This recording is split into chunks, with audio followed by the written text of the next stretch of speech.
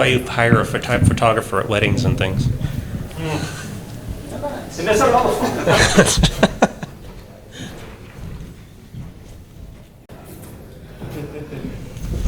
Sorry, first panel of the Expo, so Yeah. technical problems. Yeah. All right. Let me know when you're ready. Oh, you're ready. Okay. All right. So, hello everyone, and welcome to our first of 3 panels this weekend, the SSRG Reunion Mega Panel. In this panel, we'll be talking about the creation of Sonic Stuff Research Group, our sources of inspiration, the technical challenges we overcame, like these cameras, our accomplishments, and the site's continued legacy. And as the title implies, this panel serves as a reunion of various SSRG alumni staff members, our very first to be exact, all of whom have traveled from various parts of the country to be here today at Retro World Expo. Yes, thank you. And some fun facts. Yes, even Mr. Banana's pleased. Some fun facts. This is our 5th time. This is the 5th time I'm giving this talk on this topic. Last year I spoke at both Drexel University and the University of Delaware, as well as Retro World in the past. But of course, today is the first time I'm joined by a panel of fellow SSRG alumni here on stage. You're gonna make a clap sound? Yay! Yes. All right. Woo! Not only that, this weekend is the panel's first ever public appearance with regards to Sonic the Hedgehog, the Sonic fan community. You don't have to clap. And if that wasn't special enough, not only is this our first ever reunion, but this weekend also marks the first time the vast majority of us are meeting one another in person. So in other words, this is our first time talking without having to deal with lag. Good joke. Disclaimer. Please note that this lecture is a work in progress. We have done our best to present information as accurately as possible. Some details may have been stated incorrectly or omitted erroneously. Feel free to contact me, Andrew Wolan, with any corrections. In addition, this talk is not affiliated with or endorsed by Sega. The purpose of this talk is academic and a historical account. Okay, so before we begin, I'd like to do a quick familiarity check on the main topics we'll be presenting. So could you please do me a favor? If you're familiar with the character Sonic the Hedgehog, can you please clap your hands?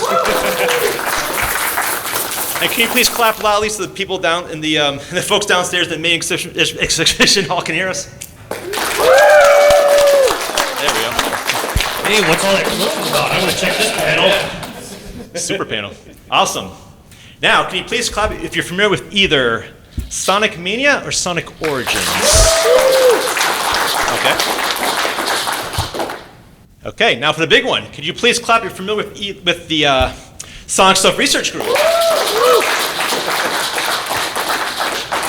I think that's the first time you've gotten that level of response. Yes, usually it's boos. Okay, cool. All right, part 1, SSRG Who, an introduction. So what was my motivation for creating this talk? In the past, I'd kicked around the idea for doing this panel, but at the end I felt it was unnecessary. Believing the history of the site was fairly well known. That all changed one day after I watched a pair of YouTube videos talking about the technical details of the Sonic & Knuckles lock-on technology. Both videos used information and or graphics from a hacking guide I wrote and published years prior. However, both videos failed to credit the hacking guide I wrote, nor did they give credit to me or SSRG, the group I ran in the past. In fact, one of the videos credited someone whom I've never heard of for the content. So I approached both video producers, only one of which responded. In our discussions, that producer mentioned he had never heard of SSRG or any of our team members. But he did say he came across the name Simon ROM during his research. He was also unaware that 2 of the developers of Sonic Mania, namely Stealth and Saxman, got their start at SSRG. It was at that point I realized the early history of SSRG and its contribution was starting to become lost, and thus that event inspired this talk. So who are we? How about some quick introductions? All right. His parents knew something was up when he was counting down to Christmas in hexadecimal. Sonic 2 hacking guide creator, Saxman.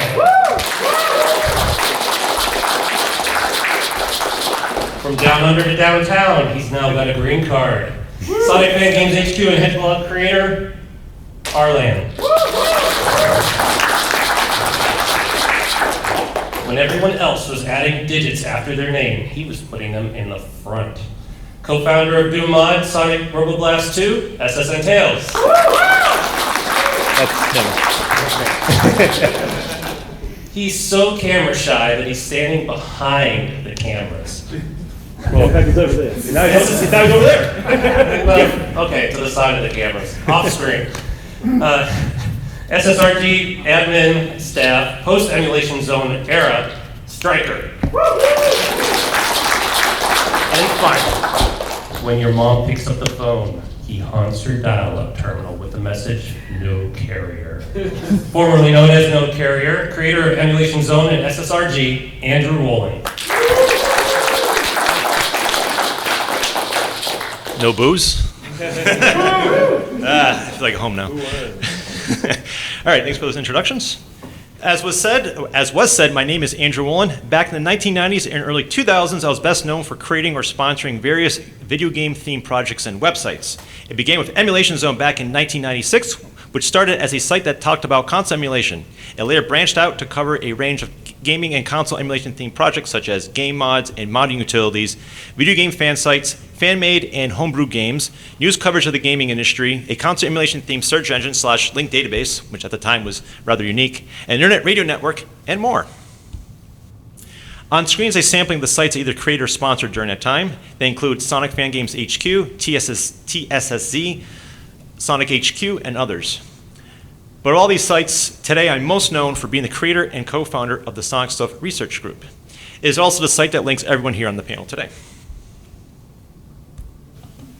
So what is the Sonic Stuff Research Group, or SSRG? I had a hard time coming up with a good, concise description about the site, so instead I came up with an elevator pitch that I feel touches all the major points. Founded mid-1990s by myself and future Sonic Mania and Sonic Origins developer Stealth, the SSRG popularized researching and modding of Sega Genesis era Sonic the Hedgehog games by helping to expose the secrets contained within them. The site also helped make modding of these games accessible to a mainstream audience and would be responsible for launching the modern Sonic game modding scene. The site also popularized Sonic fan games, which led to the official release of the Sega game Sonic Mania, which was developed by fans who got their start at SSRG. And because of my early contributions, community leadership, and support, I've been recognized as a founding father of the Sonic research and game modding scenes. Though I feel stepdad is a more appropriate term, I didn't invent either field. Instead, I adopted them, raised them, taught them my moral values, and then after they got older, they told me, "You're not my real dad." slammed the door, left, and now they won't speak to me. It would be nice if they sent me a Christmas card every holiday season. It's in the mail. It's always in the mail. So, what are the Sonic research and game modding scenes? Many know it collectively as the Sonic ROM hacking scene, but it's really two areas that are closely intertwined with one another. The first being the Sonic research scene. It's a community devoted to uncovering secrets found within the Sonic games, such as lost levels, unused graphics, and other game assets. This information extracted from the commercially released games, prototypes, old press releases, magazine articles, the development process, and more. The data collected is a culmination of the contributions made by many, many, many people, not just a few folks, and it's fueled by the fact that the game itself is hidden with so many secrets that it makes for a fun, addictive, and technical treasure hunt. So what is the Sonic game modding scene? Working hand in hand with the Sonic research scene, the Sonic game modding scene is a community that uncovers the technical details about the game, ranging from memory locations of sprites, music, and levels, to more technical details such as memory compression schemes and game mechanics. As the knowledge grew, tools were developed, making game modding accessible to a wider audience. The knowledge collected eventually led to the full disassemblies, which allowed others to create mods ranging from simple sprite swaps to new characters, levels, artwork, and even new gameplay. And much like the Sonic research scene, the data collected here is a culmination of the contributions made by many, many, many people, not just a few folks, with the fruit of our researching labor being the game mods. And on screen is a list of my favorite Sonic game mods that were made over the years. I'm often asked what I thought was the most influential Sonic game mod. And I feel that would have to be the Sonic 1 and Knuckles mod by Stealth. It did something Sega was unable to do at time, at least publicly, which was make Knuckles a playable character in Sonic 1.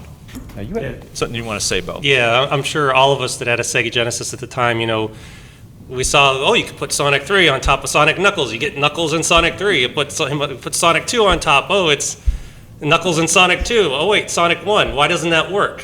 What if I take another cartridge? What if I take, like, Streets of Rage 2 or something? And can I play as Knuckles in Streets of Rage 2?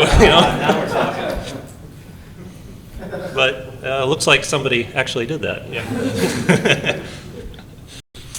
Right, part 2, why did I create the SSRG? To understand why I created this site, you first need to understand the mindset I had at the time. And the best way to do that is to travel back in time to the early 90s. And the story begins up I-91 in Western Massachusetts, home of such gaming innovators as Milton Bradley, credited for launching the game board industry. Dr. James Naismith, inventor of basketball. William G. Morgan, inventor of volleyball. And Thomas Andrew Tallarico, creator of Video Games Live and known for the music in Earthworm Jim, amongst other games. And the time frame for this story is the early 90s, the 1990s, not the 1890s. So technologically speaking, this was an exciting time. Observable leaps in performance were being made yearly. If you were not paying attention, you could easily miss out. So for example, the blocky graphics seen on the Atari games led to cartoon-like graphics on the Sega Genesis 10 years later. The popular TV show Reboot hinted at the possibility of real-time 3D rendered graphics in the near future for video games. The Sega versus Nintendo rivalry was at its peak. Nintendo, had just found their 16-bit stride with the Super Nintendo, while Sega finally found their mascot with Sonic the Hedgehog. The internet would be unrecognizable to many of today's users. It was not ubiquitous. Instead, it was a new, mysterious, and inaccessible place to many. But we all knew it would be the future sooner or later. And Sega was busy confusing customers with the term blast processing. Speaking of blast processing, that term was famously touted during TV ads promoting the release of Sonic the Hedgehog 2. No one knew what it really meant, but we all wanted it. So as a budding computer geek, that got me thinking, if Sonic 2 runs that fast on a $200 console, how much faster would it run on a modern PC costing 10 to 20 times as much? Of course, I was oblivious to all the computer architectural differences, but I was still curious. Then one day, a neighborhood friend of mine showed me ads for these devices called the Super Magic Drive and the Super Wildcard. They allowed you to back up Sega Genesis and Super Nintendo games respectively to floppy disk. An image of this Super Magic Drive is on the screen. It was rather expensive, $400 to $600 if I'm not mistaken, which was the cost of a modest game library at the time. But the device got me thinking, if the game could be copied to a standard floppy disk, does that mean you could play that game on a PC? We assumed software, aka emulators, to run these ROM images on a PC not only existed, but they were also developed by Sega and Nintendo to aid game development purposes. And thus, such emulators was only accessible to people with company connections or to high-ranking members of the underground. In other words, you had to know someone to get a copy. Now, did I know any such people? No. But that didn't stop me from asking. Now remember, at this point in time, the internet, as we know it today, did not exist. It was not easy to find answers to these seemingly easy questions. Google, there was no Google. The only real source of niche information accessible to me at the time were the local BBSs, and that was where I searched. Yeah, so quick show of hands. Who here knows what a BBS is? Oh, wow, pretty good. That's actually a lot more than I thought. Yeah, definitely. We had this here just in case, like, oh, no hands. Okay, we got to explain this. So for those that don't know, before the internet, if you had a dial-up modem and you wanted to connect to an online service, usually a BBS is what you would connect to, whether it was, I technically would even consider America Online a BBS, CompuServe, Prodigy, all those guys. Those were the big national players. But there were also a lot of local people standing up these BBS systems in various locations. So you usually use a terminal program, you do the dial-up, it's really old-fashioned, and it was a way to talk to people, but you couldn't talk, across the country, unless you were on like one of the big ones. It would just be you're talking to your local town or whoever's connected to that BBS at that time. But this kind of just created the starting point for where people kind of got together, they would share files, and instead of having to sneakernet stuff between your friends with floppy disks, and you could get to meet a lot of new people and also trade a lot of files you probably wouldn't otherwise have access to. And a lot of times BBSs were focused on a particular theme or topic. So it was just a very interesting way to find niche information that's not available elsewhere. Yeah, the key takeaway here is that BBSs were kind of like websites in that they offered niche information that were not found elsewhere. So in my search for a Genesis emulator, I poke around all the BBSs in my area, hoping to get in touch with someone that may have one. The closest I got was a BBS that claimed to have ROM images of various Super Nintendo and Sega Genesis games. What other information they had, I will never know. They wouldn't let me in because apparently I was not elite enough. So in the end, my search came up short, and I placed the idea on ice. So maybe you were 1,336? just a little short there? Yeah. Now, as a budding computer geek at the time, I thought BBSs were cool and even had the desire to run my own BBS one day. But there was a problem. Running one was cost prohibitive for the average teenager. First of all, you had to dedicate a PC to be a BBS server, and back then PCs were not cheap. Number two, you needed to dedicate a phone line for people to call in on. Three, it could only serve one person per phone line at a time. And even if you could overcome those hurdles, your BBS reach was limited to people within your local calling range. So I put that idea on ice as well, but I kept the dream of running one in my back pocket, that someday I'll be able to afford to run my own BBS. Then came the internet. In the mid-1990s, dial-up internet access was gaining mainstream appeal. With its global reach, the internet gave the general public access to far more information than found on BBSs. For me, gaining access to the internet meant I could take advantage of its reach and pursue my questions on console emulation once again. Eventually, I discovered the console emulation scene on IRC chat. There, I gained access to various console emulators, including an early Genesis emulator. It ran okay and had no sound, but oddly enough, it satisfied my curiosity, mostly because I learned about the challenges in creating an emulator. Now, at that time, having a simple website was in vogue, so many ISPs offered free web hosting as part of their internet access package. I experimented with what my ISP offered, and I quickly realized the implications. Once a website was uploaded, it could run as a remote server and not on my PC, and did not need a dedicated computer to act as a server. Could serve multiple people at once from anywhere around the globe, which at the time were mind-blowing concepts, was limited to how much I could post at a time, think tens of megabytes versus gigabytes that you could if you had your own local machine. But the bandwidth was higher, i.e. you can have megabits of bandwidth versus just 33 kilobits on a dial-up connection. And some ISPs had generous traffic or disk quotas, where they did not strictly enforce their quotas, allowing for growth on a budget. So in other words, it addressed the issues I had in hosting a BBS. So maybe I should build a website one day instead of a BBS, and if so, what would it be about? Then came the motivation. With the web becoming the new thing, a group of college buddies and I made a friendly, no-cash bet to see who could come up with the best website. They were Dan Chandler, Tom Connery, and Mike Eager. This contest was significant for me because it encouraged me to not only start a website, but one that was unique enough to win this challenge. So now I knew I wanted to create a website, but I wanted to cover a subject that others were not doing at the time, or not well. Something unique that would be a contribution to the growing web. So I settled on two ideas. The first was a console emulation website that was suited for a general audience named Emulation Zone. And at the time, trustworthy information on console emulators was hard to find, and there were many fake emulators circling around at the time. I don't know why that was a thing, but it was. So there was real value providing accurate information on this growing field. The second was a Sonic the Hedgehog fan site that focused on the games themselves and not so much on the fan material. The site was named Andy's Sonic the Hedgehog webpage My Way, where the Frank Sinatra reference implied that the page was going to be unique from all the other Sonic the Hedgehog websites out there. Both sites kicked off in the summer of 1996. And yes, that's a picture of me taken in 1998, if you can see that. Part 3, the birth and rise of SSRG. So the birth of the SSRG subsection. So after gaining access to the console emulation community on the internet, I eventually scratched my itch on how Sonic could play on PC.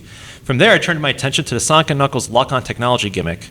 After obtaining ROM images of Sonic and Knuckles and Sonic 3, which in itself was a challenge at the time, I figured out how to merge the cards together and later wrote a document about it, naming it the Sonic and Knuckles Lock-on Technology Hacking Guide.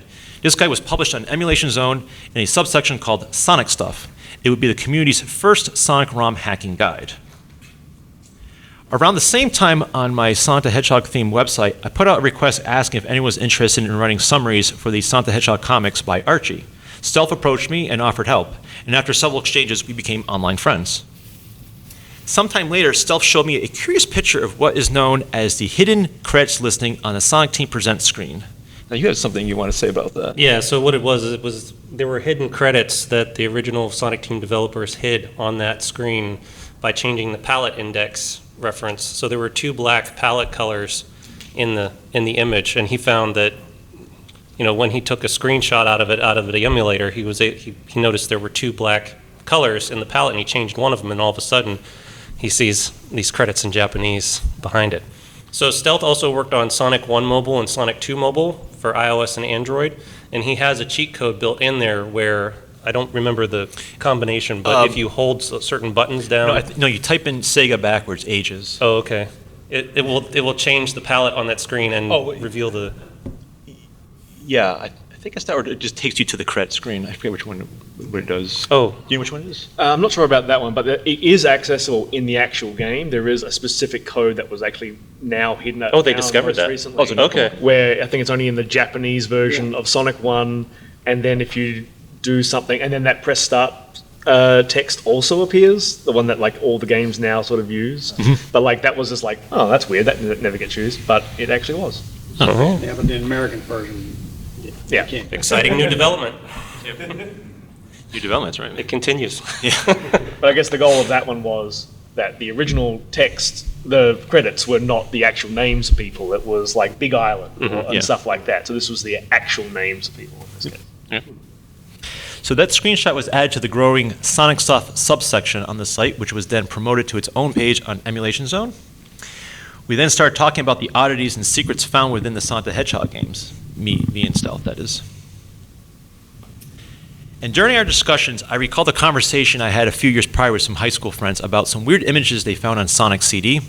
I didn't think much of it about it at the time, but I did find it curious. And little did I know it was my first experience to the secrets found within the Sonic games. It was that moment I realized that the Sonic games were just packed with secrets and other fascinating oddities left over from development. I also realized that no one was trying to document it all either, which presented an opportunity.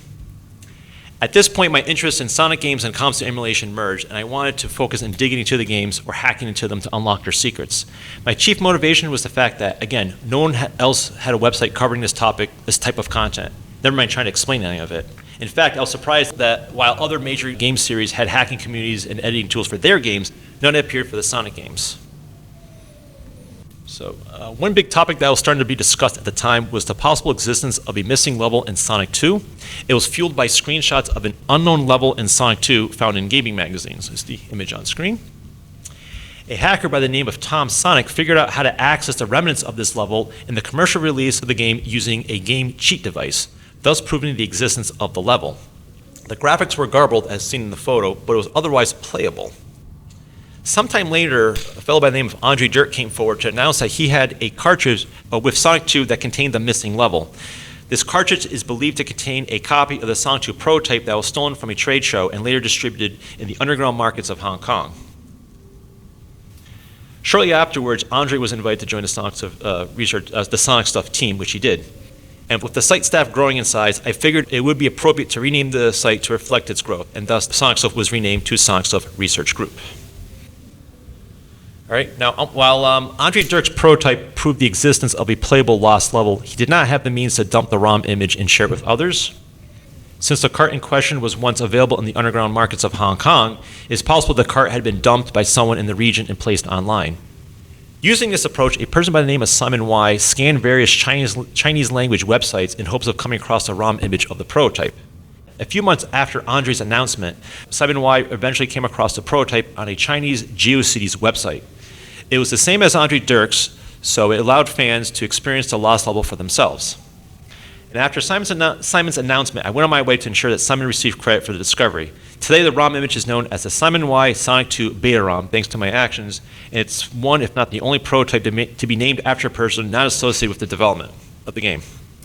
In hindsight, it should really be named the Dirk Y Sonic 2 Beta ROM. After all, Andre Dirk was the only person known to have a physical copy of the ROM image of the cart itself, while Simon Y went out of his way to track the ROM image. You could also argue that this ROM was common knowledge in some circles in China back in the day, so what Andre and Simon did was introduce a prototype found in Asia to the Western world, which gives you an idea on the information disconnect the world still had at the time. Yeah, it was probably always out there, but we just didn't know Chinese. Didn't know where to look for it. And as a side note, shortly after this announcement, Simon White joined the SSRG team.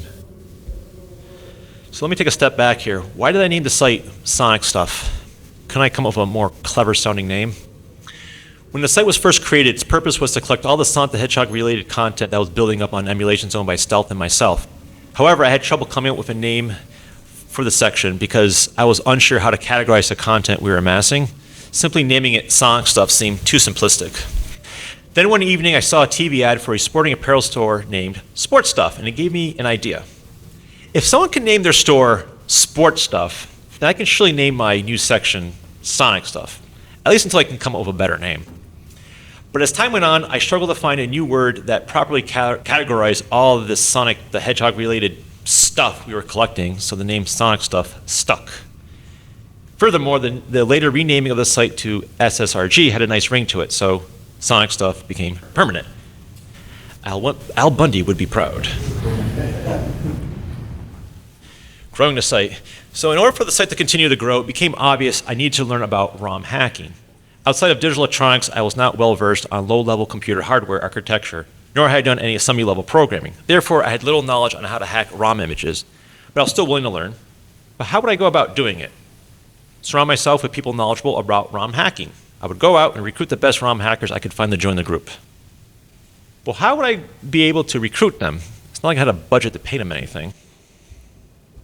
Prior to SSRG's renaming, Emulation Zone, the parent site, underwent some major upgrades behind the scenes. Realizing that the site was quickly outgrowing the hosting capacity of my ISP, I reached out for help in finding a new host. As luck would have it, Zach Williams, a one-time Emulation Zone staff member, answered the call and offered to host the site on ZTNet, a website hosting service he was setting up. This arrangement gave the site plenty of space to grow, allowing us to host other projects and websites, and to tackle more ambitious projects. It might not seem like much today, but back then it was a big deal. And to this day, ZTNet remains our host. And second, the site moved to its own domain name, emulationzone.org, giving it a formal online presence. And fun fact, a few days after we announced our plans to register emulationzone.com, some cyber squatter registered it before we could. He later tried to sell it back to us for thousands of dollars. So we got emulationzone.org instead. And at last check, which was last year, the guy still wants $2,800 for the domain name. So maybe he will lower the price if I check with him again in another 20 years. So to recruit talent, I leveraged what server resources I had and offered free web hosting. This occurred around the time when web hosts were reevaluating what sort of content they were willing to host. This fact was underscored by the SimpleNet crisis of 1999, where many Sonic-themed websites hosted by SimpleNet were suddenly dropped because of changes in their hosting policies. ZTNet adopted a hosting policy that was friendly to console emulation-themed projects, which many found attractive. This in turn allowed ZTNet and Emulation Zone to distinguish ourselves from the competition, and thus attract talent. Yeah, just as a note there, with SimpleNet, what they used to do, they used to be a hosting provider, maybe they still are, but they were one of the few back then that actually offered an unlimited, limited space and unlimited bandwidth plan. And I think at some point they eventually stretched themselves too thin, and they're like, wait a second, we got to start curbing this back. And so they started cracking down on websites that were either high bandwidth or high disk space usage. And it's a little bit of requires a little bit of a, I guess, mental exercise, because stuff on the internet, I mean, if you want to find a website, get hosted, it's really cheap, really inexpensive now, but back then you had very few choices to pick from. And so by him being able to get co-located data center space with lots and lots of bandwidth and everything we needed, I mean, that was a really unusual thing at the time. Yeah, we had our own server in the server room. Mm-hmm. I mean, that was a big deal back then. Now, as SSRG was growing, in the back of my mind, I had a set of standards which I had the site adhere to. It may not seem like much, but I feel these standards are what will help grow SSRG and recruit the best.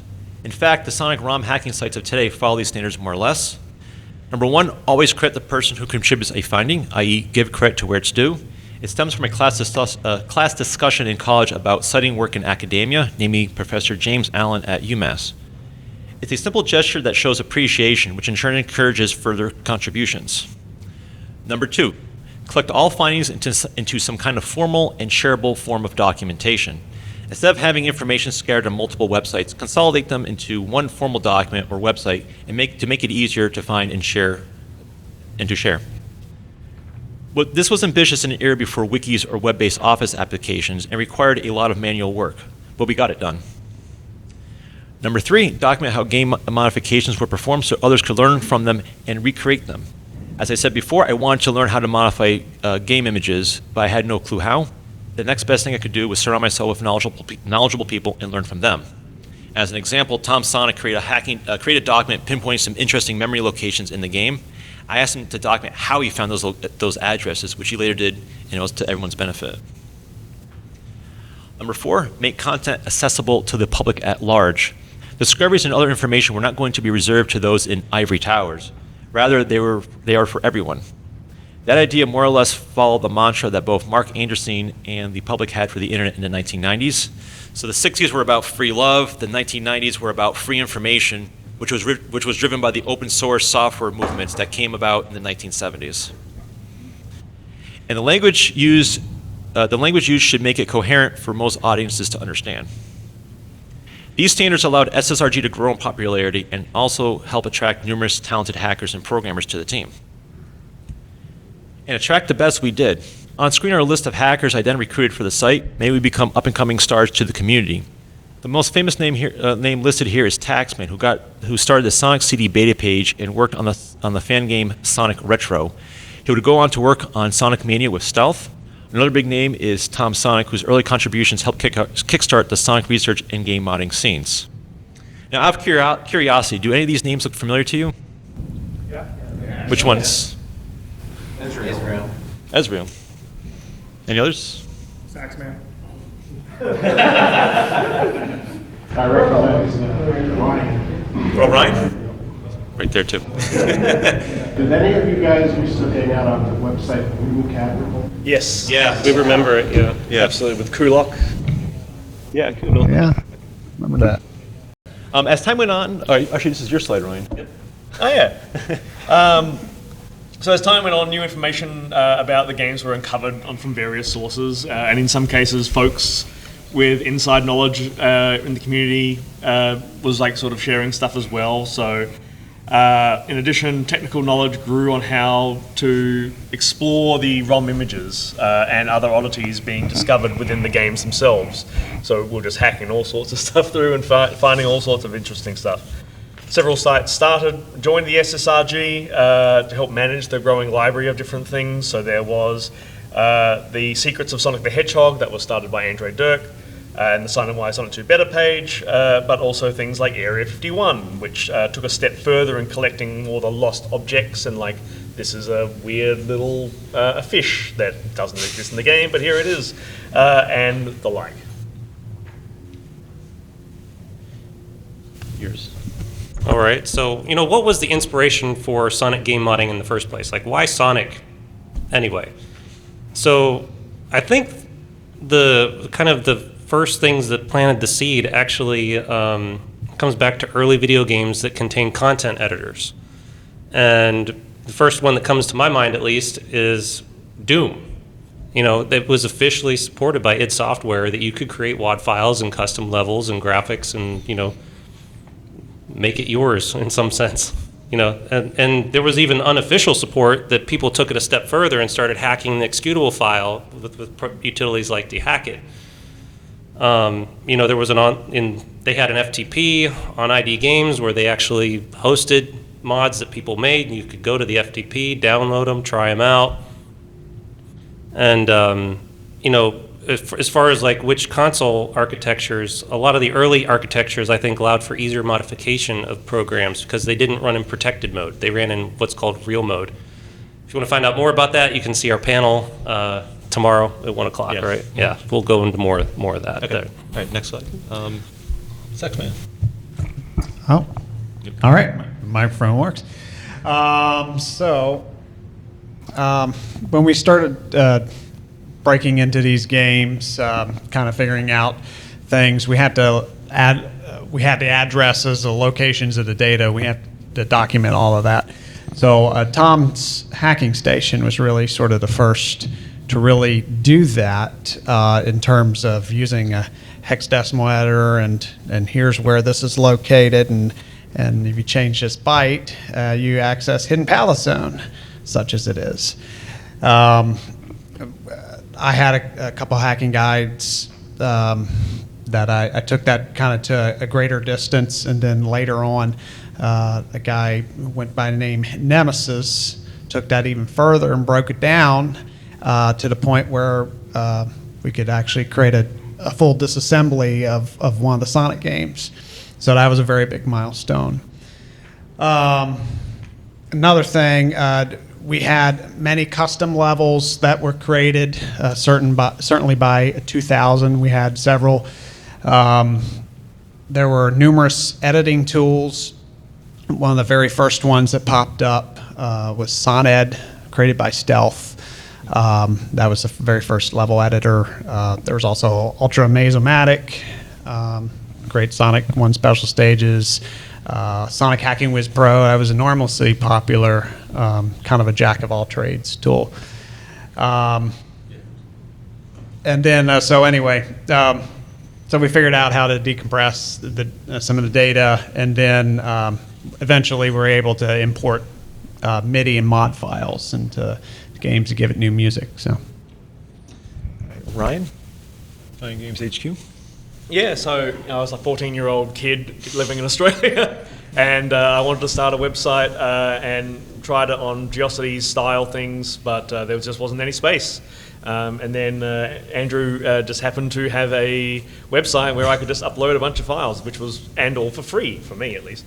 And that worked out pretty well. I sent him various emails that were all, he actually still has them, and they're all filled with spelling mistakes, and I really feel bad for them. But somehow I convinced him to do it, and that allowed us to create a repository for games that weren't hacking, but were click and play and click and create, multimedia fusion, people who wanted to just make a Sonic game, but they didn't have the opportunity to hack some stuff, and not that sort of knowledge when we're all kind of 12, 13-year-olds on the internet and just want to just make something. And that ended up proving to be really, really popular, and got more and more people to just engage with trying to make this, or find sprites and so forth to hack that stuff out. Yep. Yeah, and I think what really made Sonic sort of a target too is that Sega didn't have any official real games out for like a 5-year period in the 90s, from 94 after Sonic and Knuckles until Sonic Adventure. I mean, you had these little side games, but there was no big mainstream game, and I think there was a lot of hunger out there from the fans for more, essentially. Mm-hmm. And as the site continued to grow, it exploded in popularity, so much so that it was voted best Sonic site 3 years in a row by TSSZ, 1999, 2000, and 2001. Though TSSZ was one of our sponsored sites, I'm confident there was no conflict of interest in the selections. The site was available in 5 languages, which was a novel idea at the time. The pages were translated manually by a list of volunteers, and their names are on the screen. Part 4, my departure. So in the fall of 2001, with the site at the height of its popularity, I stepped away from SSRG and handed it over to Stealth. With the site doing so well, why did I leave? Well, for one, a lack of free time. I had just graduated college, began a career in my field, and was starting grad school. Therefore, I would not have the free time needed to handle the day-to-day responsibilities. Second, it was also becoming less fulfilling, with spending less time working on technical endeavors and more in site management. At first, I was fine with that, but later I found myself spending more time mediating disputes, which is not the way I wanted to spend my limited free time. And perhaps I could have worked through all those issues. In fact, after I handed the site off, it started to run into some trouble, so I came back and tried to restore order. But the following reason made me leave for good. Broken PowerPoint presentation. No, a faulty video cable. No, the relentless, obnoxious behavior of some people. As the site continued to grow, it drew the attention of numerous misfits and toxic influencers. I didn't have the time or stomach to argue with the people who just wanted to be obnoxious and flat out cruel to community members for their amusement. Now, as bad as they were, they still needed an audience to support what they were doing. Otherwise, they would fade away. Sadly, some community members actually defended these obnoxious individuals' behaviors and even aided in their activities, such as giving passwords to protected areas. Eventually, I had enough and left the community and shut the site down in January of 2003. Some staff members left the community at that time as well. In addition, some would-be contributors were scared away after witnessing some of the problematic community members' antics. And I do believe that some people are unfairly associating the folks who contributed to the early days of Sonic ROM hacking with the misfits that made the community unpleasant. Perhaps not publicly, but internally. It's unfair to the early contributors to the community, no matter how big or small. So why would anyone tolerate their bad behavior, especially if it was so destructive and toxic to the community? Well, for one, notoriety. Making a discovery or uncovering secret insider information can lead to notoriety, but such information can be hard to obtain, and new discoveries can be far and few in between. Some community members were willing to dismiss morally questionable behavior to anyone that can produce new information. Number two, social approval. Some people would enact questionable behavior to gain the social approval of problematic members. Three, some were bullied or coerced, which oddly enough remains a problem in the tech industry to this day, preventing new talent from entering the industry. And four, some did it out of boredom which goes to show their character. Now, would you risk your dignity or safety to gain the approval of people you don't even know? Probably not, but some would. Do you like that image? Unreleased sprites of Sonic wearing a bow tie. Just hop on in. I feel sorry for that stock photo guy. I pick on him every year. Now, don't get me wrong, the Sonic community has good and talented people who are doing unique and innovative projects, but unfortunately, the community is also frequented by people with questionable moral behavior that you wouldn't want to associate with. But don't let them spoil your experience. My advice: be careful of your personal information when interacting with folks, with any folks on there. Use an alias, not your real name. It's not recommended for anyone under the age of 18. And to be honest, you may want to try another community just to avoid the trouble. Now, you had some comments you want to make about Yeah, and I think a lot of these things are not necessarily unique to Sonic Fandom Online either. There's a lot of other places out there suffering some of the same issues. You know, I think kind of like anything in life, you just want to make sure that you don't make a hobby, derive your life meaning from a hobby. And it can be difficult with some of these things, like especially this reverse engineering, because it takes such a high level of effort. You have to invest a lot of time into it. And so you really got to watch yourself sometimes, I think, that you don't get too attached to what you're doing. Part 5, Epilog. Okay. So community recovery. While issues in the Sonic communities caused some to leave, others battled on, and some had built enough momentum in their own projects that the turmoil within the scene was not enough to derail their projects, leading to some interesting results. So in March of 2004, Nemesis released a full disassembly of Sonic 2. This assembly gave modders access to the source code of the game in assembly language. This in turn would allow more complex game mods to be made that would be too difficult to pull off using binary hacking techniques.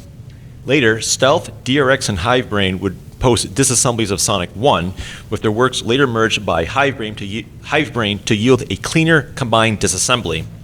The release of these disassemblies marked the end of the binary hacking era and the start of the formal coding era. Also in 2004, Ryan did a reboot of Andre Dirk's Sonic the Hedgehog webpage and created a new site entitled Secrets of Sonic Team. Now, Ryan, do you have a quick blurb you want to mention about that? Yeah, like at the time, with things like Secrets of Sonic the Hedgehog and Area 51, there was just a lot of different stuff in different spots and no real conformity of where this stuff actually came from. It was just sort of all over the place. So having sort of gone away from Sonic Fan Game HQ, I wanted to jump back into this, sort of culminate everything, also include stuff like Sonic Team at the time was doing stuff like Phantasy Star and Samba de Amigos. I was like, oh yeah, this seems pretty good to add this sort of stuff in as well. But also try to give credit to the people who are actually making this stuff as well, or finding these opportunities, finding the good scans of some of the really old photos. Even now you go back to scans of manuals from the early 2000s, like these are terrible. I need 600 DPI or 1200 DPI, like the real good shit. So that sort of stuff is where we were at that time. All right. And after being shut down for 2 years, the SSRG website was eventually handed off to Stryker, who along with Ordos Alpha and Stefan UK reopened the site in 2006. The site management has changed a few times since then, but it continues to be in operation to this day. So what kind of legacy did SSRG leave behind? What marked it leaving the gaming community at large? Well, quite a bit actually. For one, the period which I ran SSRG is often regarded as the golden age of the Sonic research and game modding scenes, making it a model for other sites to strive towards, even to this day. It even made it okay to have a Sonic website that wasn't devoted to fan art, written works of fiction, or the like. Number 2, the site inspired future websites which followed and improved upon the model established by SSRG. Sites include the Secrets of Sonic team, as Ryan mentioned, Sonic the Hedge blog, which Ryan also runs, and Sonic Retro. Number 3, the Sonic research scene remains popular to this day as new discoveries and secrets are being discovered, such as the Sonic 1 beta cartridge found in the UK in 2021. The site helped popularize the finding of unused and cut material from video games, making it a popular topic in gaming circles today, such as the cutting room floor. Through the work of Andrew and Rlan, their websites help popularize the discussion of bootlegged games. An example of people influenced by their work include Seth and Zach from the Classic Gaming Brothers. Are they here? I am here. Oh, okay, yeah, sorry. I didn't recognize you from your mask on. His panel's tomorrow at 4. Don't miss it. Yes. Number 6, the Sonic research, game modding, and fan game scenes have inspired folks to enter the professions within computer science, which I think is pretty cool. So greetings to all the fellow comp sci majors out there.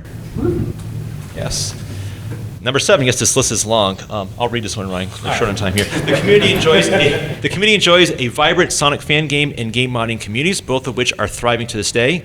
The first is SAGE, or Sonic Amateur Games Expo, which is a yearly event where indie developers showcase Sonic-themed games and even non-Sonic games. It raises money for charity, which is pretty cool. It was started in 2000 by Emulation Zone staff member Ryan Bloom, and it's currently run by Rummy. The next SAGE event starts next week, actually, on September 1st. The Sonic Hacking Contest, or SHC, is also a yearly event similar to SAGE, except it's for game mods. It was started in 2002 by SSRG staff member Nair. It began showcasing mods for Genesis Sonic games, but now it covers mods for Sonic games on additional platforms. As of 2010, the competition is managed by Spanner, while the SHC website is run by Sinosu. Oh, so that's how you pronounce it. Yes. Never knew that. Number 8, various community members went on to work in the game industry. So years later, Stealth and Taxman were later collaborate and work on, famously, on Sonic Mania. Various contributors to Sonic Fan Games HQ and Sage were later go work in the gaming industry. One such person was Jared Castle, who started out doing level maps for Sonic Fan Games HQ and wound up being the level editor in Sonic Mania. Another was Ryan Landley, whose roots at Sonic Fan Games HQ led him to Halfbrick and now with Peak Poke.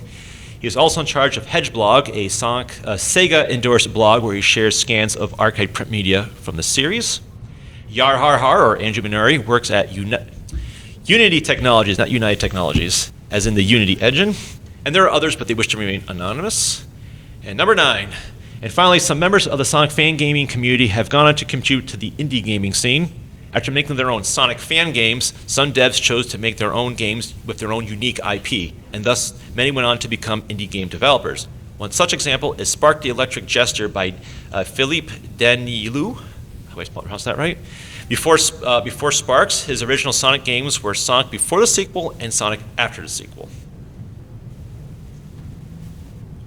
And what about that bet? So there was Dan Chandler's Waste of Bandwidth page that ran various Java applets that loaded and displayed various graphics and thus wasted your bandwidth. Mike here had a web page that was so bad his ISP deleted it. Tom Comrie had T-State Technologies and now runs Ani Media, a website design company. As for me, I retired from Emulation Zone in 2006, but I continued to run a handful of subsites. I then started a website about softball, which later became versussoftball.com. The site was featured in an article for the Wall Street Journal in 2014. And oddly enough, some of my early softball pages were archived as part of gaming history of the web. Likely because it was on emulationzone.org originally. So yes, accounts of how poorly I played softball in the past are now part of internet history. All right, open mic. Just skip ahead to the upcoming attractions and Q&A, and then we'll squeeze in open mic as long as we can. Yeah, upcoming attractions. So later today at 5 p.m. we will host Let's Modify Genesis game for the first time. And then Just bring your laptops. Yes. And then tomorrow at 1 p.m. it's the SSRG Reverse Engineering panel. And then finally, as a booth-only exhibit, we will ask the question: what is robotization? And can it be done with modern technology? Dr. Zhang, who's over there, will be at the booth with a working bio battery demonstration.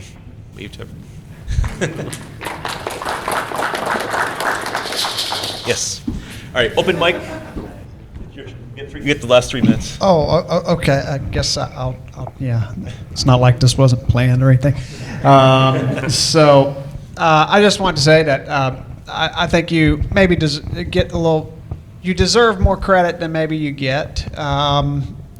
When I did my work, I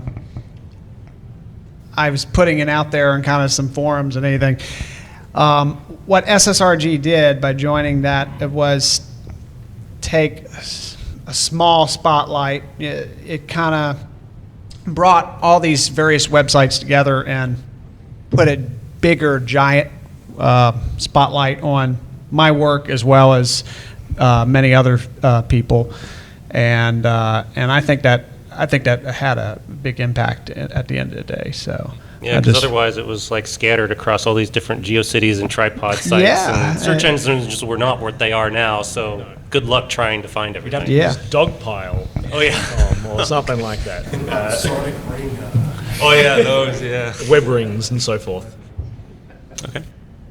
Anyone else got some add? Yeah, it was such as a kid in Australia, the fact that I was able to have an internet a website when my internet was real shit, and being able to upload things to an FTP, using front page was just a wild thing to have. But also now seeing things like the Sonic Amateur Games Expo and seeing games like Freedom Planet and like even the Sonic Triple Trouble 16-bit, like. These games are actually really awesome. It's never been easier to make a Sonic game, but also it's never been easier to make a new, modern, inspired by game in a different experience. Mm-hmm. And it's just really cool to see what people come up with every year. Yeah, we have demos in our booth. Okay, we are out of time here. We will have another panel at 5 o'clock, so we'll have time for Q&A there. I'm sorry, we just ran out of time for Q&A, but come to our booth. Come to the booth. Yes. We have a booth this year, that's right. Yes. Thank you. Thank you.